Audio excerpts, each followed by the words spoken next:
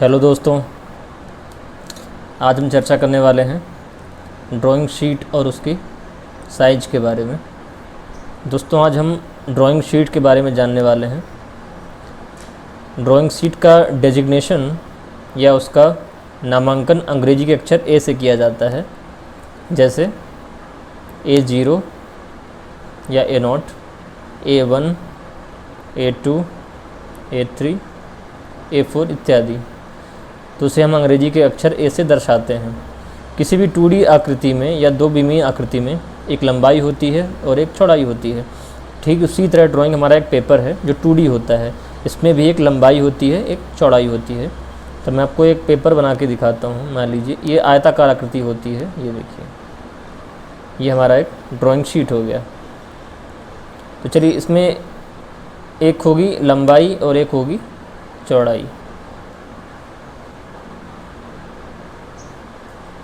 तो इन्हीं लंबाई और चौड़ाई के आधार पर बहुत सारी ड्राइंग शीट का डेजिग्नेशन किया गया है। तो जिसमें से A0 सबसे बड़ी होती है, A0 आकार सबसे बड़ा होता है। तो मान लीजिए हमारे पास कोई ड्राइंग शीट है, मैं ड्राइंग शीट बना के दिखाता हूँ आपको। हमारे पास ये कोई एक आकृति है, चलिए, जिसमें लंबाई और ये इसकी लंबाई हो गई या फिर इसकी चौड़ाई हो गई। इसमें हम कुछ मार्जिन छोड़ते हैं। देखिए, जैसे आपने पहले जब आप छोटी कक्षाओं में पढ़ा करते थे, तो किसी कागज़ को यूज़ करने के पहले उस पर हम मार्जिन खींचते हैं।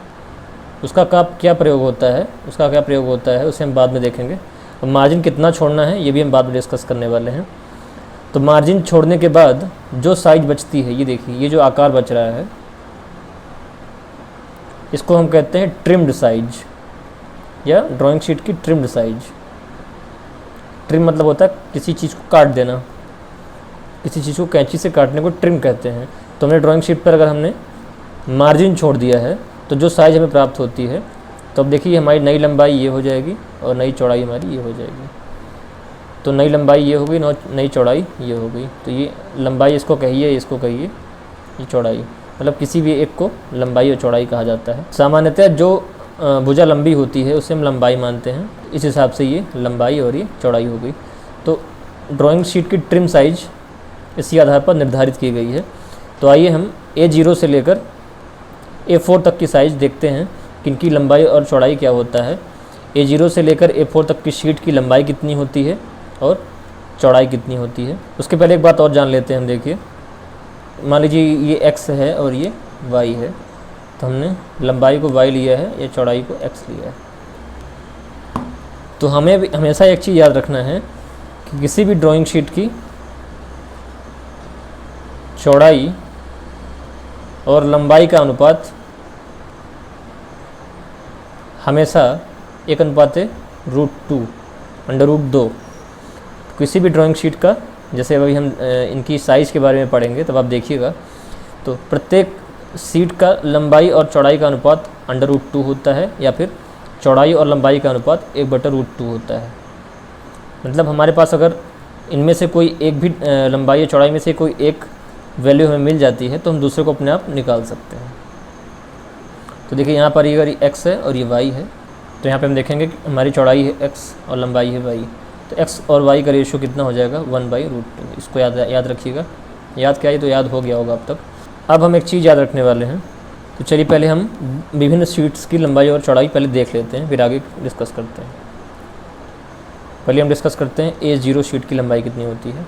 दोस्तों, इसकी चौड़ाई और लंबाई का अनुपात होता है 841 × 1189 मिलीमीटर × मिलीमीटर। तो लंबाई की इकाई देखिए कितनी है, ये आपकी चौड़ाई, ये आपकी लंबाई। ये होगी 10⁶ मिलीमीटर स्क्वायर या 1 मीटर स्क्वायर। तो क्षेत्रफल इसका कितना होता है, A0 शीट का क्षेत्रफल एक मोटा याद रखेंगे तो 1 मीटर स्क्वायर होता है। चलिए इसको आप याद रखिएगा। अगला पॉइंट देखते हैं। इसके बाद देखते हैं A1 शीट। A1 इसको याद करना बहुत आसान है। देखिए, तो यहाँ पर देखिए हमने चौड़ाई लिख दी है और यहाँ पर हमने लंबाई लिखी है। तो जितनी चौड़ाई A0 शीट की होगी वही लंबाई A1 शीट की होगी। तो लंबाई हमें पहले मिल जाती है 841। और अगर आप 1189 का आधा कर दें, इस वैल्यू का आप आधा कर दें 1189 को, तो आप पाएंगे कि यहाँ पर आएगा 594। देखो इसकी याद करने की ट्रिक है ये, 1189 को आधा करने पर 594 आ जाएगा। तो हमें इससे A1 शीट की साइज़ मिल जाएगी 594 मिलीमीटर इंटू 841 मिलीमीटर। ठीक इसी तरह A2 शीट की साइज़ याद करनी है अगर, तो A1 की जो चौड़ाई है वही A2 की लंबाई हो जाएगी। तो इसकी लंबाई तो हमें अपने आप मिल गई 594 मिलीमीटर स्क्वायर। अब 841 को आप आधा कर देंगे, इसका आधा करिए कितना आ जाएगा, तो 420। तो A2 शीट की साइज़ कितनी हो गई, 420 गुणा 594। अब A3 शीट देख लीजिए, जो इसकी लंबाई है, जो इसकी चौड़ाई है वो अगले की लंबाई बन जाएगी। तो लंबाई 420 हो गई। देखिए A3 की हमें चौड़ाई पता करनी है, तो A2 का आधा कर दीजिए, A2 की लंबाई का आधा, तो 594/2, तो लगभग आ जाएगा 297 गुणा 420। तो A3 की साइज़ मिल गई। इसी तरह ठीक देखिए A4 साइज़ आपका जाना पहचाना साइज़ होगा। हम जिस साइज़ में हम प्रिंट आउट करवाते हैं या फ़ोटोकॉपी करवाते हैं, सामान्यतः जो सबसे ज़्यादा प्रयोग होता है वह A4 होता है, वह साइज़ होती है A4 साइज़। तो चलिए A4 साइज़ की हम लंबाई चौड़ाई देख लेते हैं। तो सबसे पहले लंबाई देखने के लिए हम जो हमारी A3 की चौड़ाई है वही A4 की लंबाई है, ये देखिए। और 420 का हम आधा करेंगे तो कितना आएगा, 210 गुणा 297। तो A4 साइज़ आप याद करिए, सबसे इम्पॉर्टेंट है ये, मिलीमीटर स्क्वायर। तो 210 गुणा 297 होती है A4 की साइज़, 210 गुणा 297। तो चलिए इतना क्लियर है, बहुत ही आसान है ये। तो एक बार फिर से फटाफट रिवीजन कर लेते हैं। देखिए तो यहाँ पे हमने देखा, देखिए कि हम जैसे शुरुआत A4 से करते हैं, तो A4 की चौड़ाई गुणा लंबाई, तो A4 की चौड़ाई 210, लंबाई 297। तो A4 की चौड़ाई 210, इसका दुगना किया तो A3 की लंबाई मिल गई, और A4 की लंबाई A3 की लंबाई हो गई। देखिए हमें ध्यान से देखिए, यहाँ 2 का गुणा किया है और इसको कॉपी कर दिया है। ठीक है, ये सिस्टम हर जगह चलेगा। इसका डबल करिए, इसको सेम रखिए, इसका डबल, ये सेम, इसका डबल और ये सेम। तो याद करना बहुत आसान है। इस पूरी टेबल को हमें ड्रॉ करना है। A1, A2, A3, A4 सभी शीट्स की लंबाई और चौड़ाई हमें याद होनी चाहिए। साथ ही साथ ये इम्पोर्टेंट संबंध हमने देखा है कि A1 का जो क्षेत्रफल होता है 1 मीटर स्क्वायर होता है लगभग। और हमने यहाँ पर एक संबंध और देखा है, अभी देखिए, जैसे मैंने आपको बताया कि किसी भी ड्राइंग शीट में लंबाई और चौड़ाई का अनुपात √2 होता है।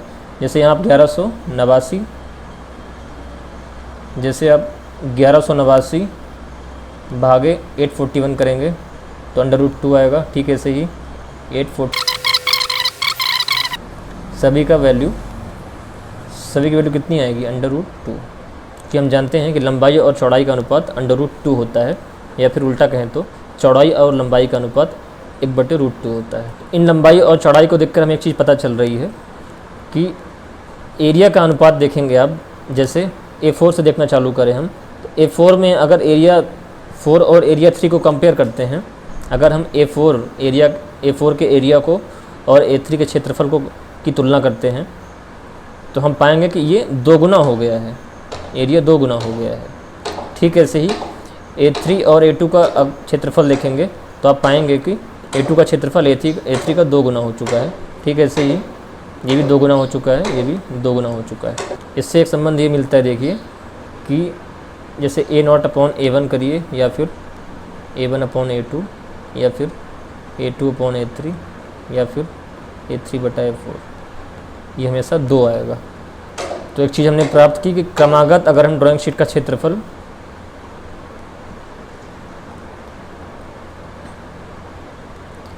A0 से बढ़ते हुए अगर क्रमागत शीट का अनुपात देखें, सक्सेसिव रेशियो इसका जो होता है वो 2 होता है, 2 A0/A1 या फिर A1/A2, इनका सबका अनुपात 2 होता है। तो ये एक संबंध आप ये भी याद रखिएगा। तो क्रमागत शीट का क्षेत्रफल 2 होता है। और सभी लंबाई और चौड़ाई को ऑब्जर्व करने पर हमें ज्ञात होता है कि सबसे बड़ी शीट कौन सी होती है, A0 शीट सबसे बड़ी होती है। और सबसे ज़्यादा प्रयोग करने वाली शीट कौन सी होती है, 210 गुणा 297 या फिर A4 शीट जो हम प्रिंट आउट के लिए प्रयोग करते हैं, तो हमारी शीट A4 होती है। तो A4 सबसे ज़्यादा प्रयोग की जाने वाली शीट होती है, जिसकी साइज 210 गुणा 297 होती है। ये सभी साइज हैं ट्रिम्ड साइज हैं, या मार्जिन छोड़ने के बाद जो साइज बचती है उसे हम ट्रिम्ड साइज कहते हैं। तो मार्जिन छोड़ने के बाद जो साइज बचती है उसे हम ट्रिम्ड साइज कहते हैं। एक होती है ट्रिम्ड, एक होती है अनट्रिम्ड। तो अनट्रिम्ड और ट्रिम्ड दोनों की मैं आपको साइज प्रोवाइड कर रहा हूँ, आप दोनों को लिख लीजिएगा। आपको याद करना है सिर्फ ट्रिम्ड साइज को। ट्रिम्ड साइज जब आप याद कर लोगे तो इसी में आप इसका मार्जिन जोड़कर अनट्रिम्ड साइज अपने आप निकाल सकते हैं। आगे के अध्याय में हम मार्जिन पढ़ने वाले हैं, लेफ़्ट राइट और टॉप और बॉटम में कितना मार्जिन छोड़ना होता है। इसके बाद अगर हम ड्रॉ करें, अगर हम सारी शीट को एक साथ ड्रॉ करना चाहें, अगर हम सारी शीट को एक ही साथ ड्रॉ करना चाहते हैं, सबसे पहले हम ड्रॉ करेंगे A0 को, जो 1189 गुणा 841 होती है, तो ये आपकी हो गई A0। इसके बाद हम देखते हैं कि हमने A1 के लिए 1189 का आधा किया था, ये देखिए। तो A1 शीट की साइज़ अगर आपको याद हो, ये देखिए ये A1 हो गई, तो ये हो जाती है कितना, इसका हमने हाफ कर दिया, तो 594 बाई 841, तो ये हमारी हो गई A1। जैसे ही आपको A1 की साइज़ मिल जाती है, तो A1 की एक साइड या A1 की जो चौड़ाई है 594, वो A2 की लंबाई बन जाती है, और A1 की जो लंबाई है उसका हाफ करने पर A2 की चौड़ाई मिल जाएगी, ये देख। तो ये लंबाई 594 हो गई और हमने इसका आधा कर दिया, तो ये हो गई 420 बाई ये 594, तो ये आपका A2 बन गया। अब अगर इस साइड को हम हाफ कर दिया जाए, ये देखिए, तो 594/2, तो ये हो गई 297 इंटू 420, तो ये आपकी कौन सी साइज़ हो गई, A3। और 420 का अगर आधा कर दिया, ये देखिए, तो ये 420 का हाफ कितना हो गया, 210 गुणा 297, तो ये आपकी A4 शीट साइज़ हो गई। एक ही पेपर पर सारी शीट कैसे ड्रॉ करनी है ये आप देख सकते हैं, सारी सिमिलर होती हैं, तो आप स्केल से इसे अच्छे से ड्रॉ कर लीजिएगा और इसको याद रखिएगा, याद करने में बहुत आसानी होती है इससे। तो यहाँ से हम एक ऑब्जर्वेशन ही देख पा रहे हैं कि सारी शीट सिमिलर होती हैं। सिमिलर मतलब एक दूसरे लंबाई और चौड़ाई का अनुपात लगभग सिमिलर होता है, एक जैसा होता है। इसी वजह से इसका भंडारण करना या स्टोरेज करना आसान होता है। आगे हम बताएंगे आपको कि कैसे इसको फोल्ड करते हुए भंडारण करना है। तो चलिए आज की क्लास में दोस्तों इतना ही। अगले वीडियो में हम method of folding drawing sheets पढ़ने वाले हैं, कैसे मोड़कर उन्हें स्टोर करना है जिससे वो लंबे समय तक के लिए उपयोग की जा सके। तो आज के लिए इतना ही, धन्यवाद।